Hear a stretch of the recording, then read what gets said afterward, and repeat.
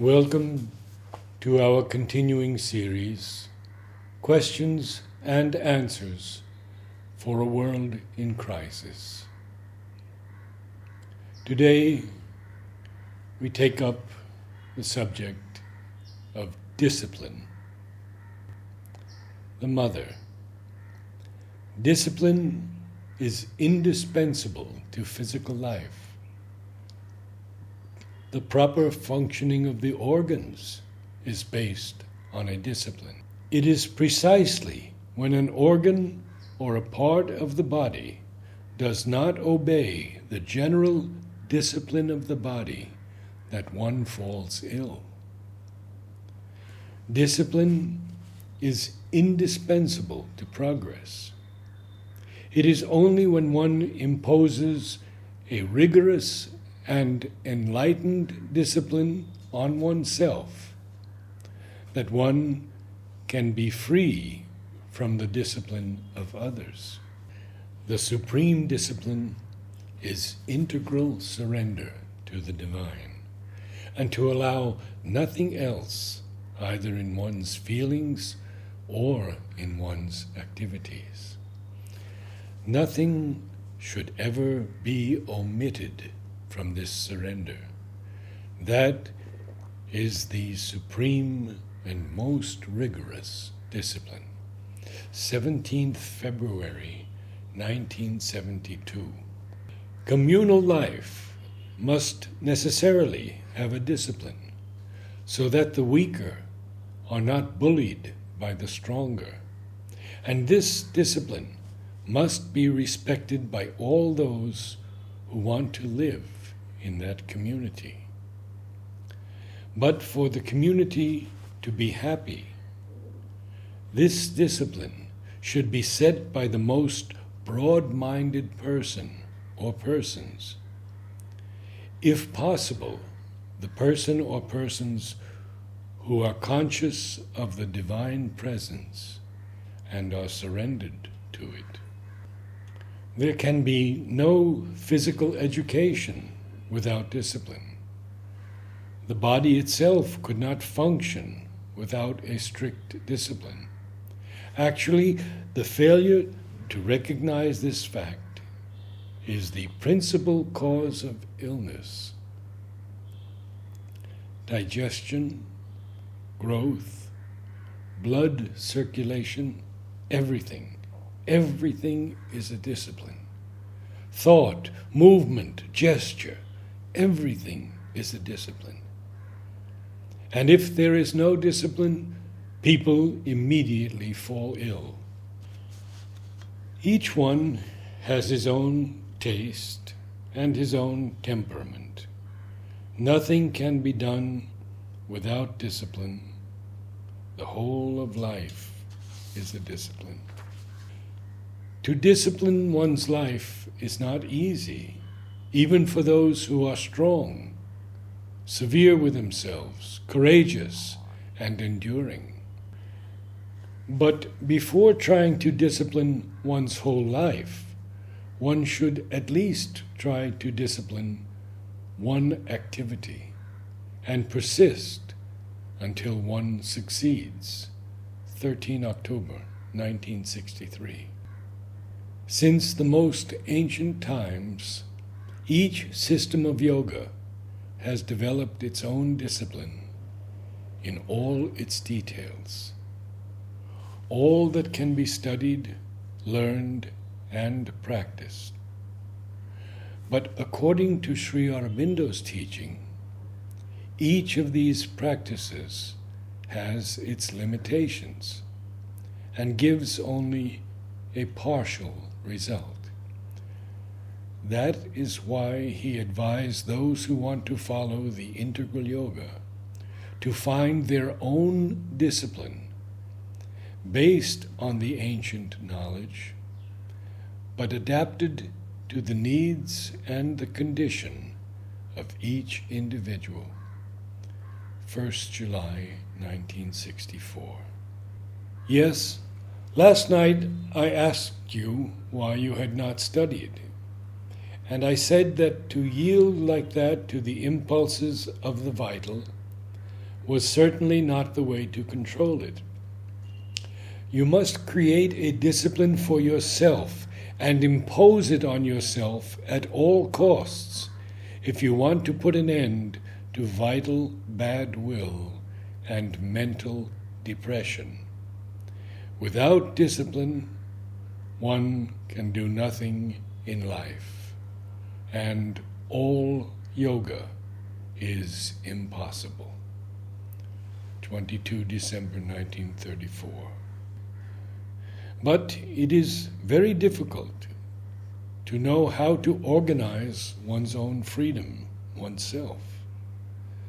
Still, if you were to succeed in doing that, in giving yourself your own discipline, and for higher reasons, not in order to pass exams, to make a career, please your teachers, win many prizes, or all the ordinary reasons children have, in order not to be scolded, not to be punished, for all that, we leave out all those reasons. If you manage to impose a discipline upon yourself, each one his own, there is no need to follow someone else's.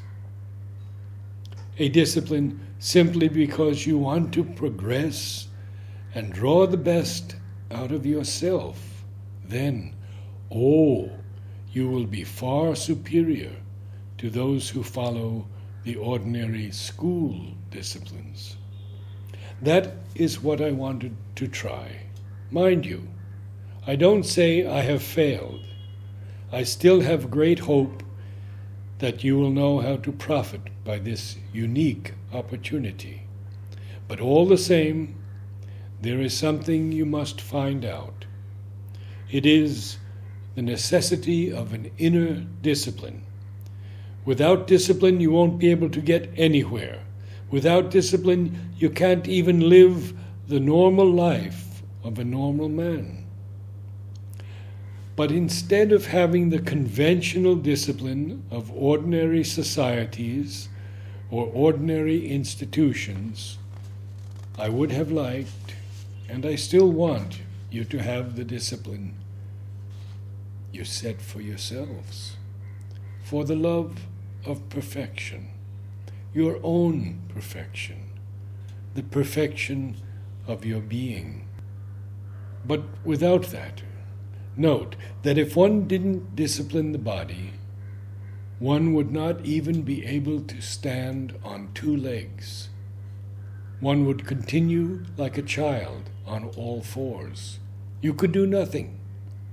You are obliged to discipline yourself. You could not live in society. You could not live at all, except all alone in the forest, and even then, I don't quite know. It is absolutely indispensable. I have told you this, I don't know how often. And because I have a very marked aversion for conventional disciplines, social and others, it does not mean that you must abstain from all discipline. I would like everyone to find his own, in the sincerity of his inner aspiration and the will to realize himself. Without discipline, no proper work is possible. Without discipline, no proper life is possible. And above all, without discipline, no sadhana is possible. A discipline in itself is not what we are seeking. What we are seeking is to be concentrated on the divine in all that we do, at all times, in all our acts, and in every movement. There are some here who have been told to meditate, but also there are others who have not been asked to do any meditation at all. But it must not be thought that they are not progressing. They too follow a discipline. but it is of another nature. To work, to act with devotion, and an inner consecration is also a spiritual discipline. Questions and answers, 21st April 1929. No life can be successful without self-discipline. To be a man, discipline is indispensable. Without discipline, one is only an animal. One begins to be a man only when one aspires to a higher and truer life, and when one accepts a discipline of transformation. For this, one must start by mastering one's lower nature and its desires. 9 March 1972. It can be said that all discipline whatsoever, if it is followed strictly, sincerely, deliberately, is of considerable help, for it makes the earthly life reach its goal more rapidly and prepares it to receive the new life. To discipline oneself is to hasten the arrival of this new life and the contact with the supramental reality. Of all things, then, the most important is good example, and that demands a perfection, a self-mastery representing a great step on the way of realization. And if you fulfill the necessary conditions for being a true leader, even if you be the leader of a small group of children, you have already advanced far in the necessary discipline for the fulfillment of the yoga. And when one wants a thing to be realized, one must be capable of realizing it. You must not at every step be stopped by an incapacity or a bad will or want of cooperation from the body. For that you have to follow a physical discipline and become the master of your own house. Question. Sweet Mother, here it is written, a spiritual atmosphere is more important than outer conditions. If one can get that and also create one's own spiritual air to breathe in it and live in it, that is the true condition of progress. How can one get that and also create one's true spiritual atmosphere? Get what? It is precisely by inner discipline.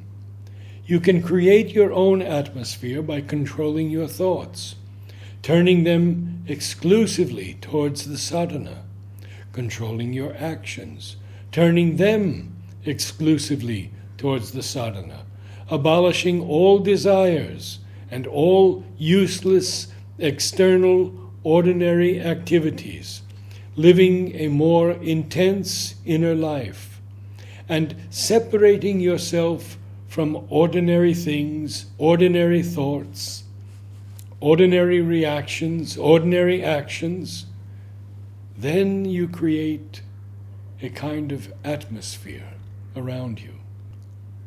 If you impose a discipline upon yourself, and if it isn't too stupid, it may help you. A discipline, I tell you, disciplines, tapasyas, all ascetic disciplines are, as ordinarily practiced, the best means of making you proud, of building up in you such a terrific pride that never, never will you be converted. It will have to be broken down with hammer strokes.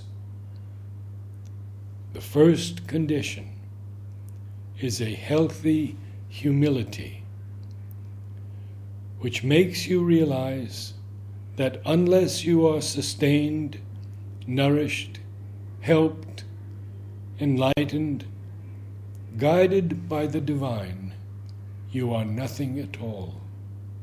There now, when you have felt that, not only understood it with your mind, but felt it down to your very body, then you will begin to be wise, but not before.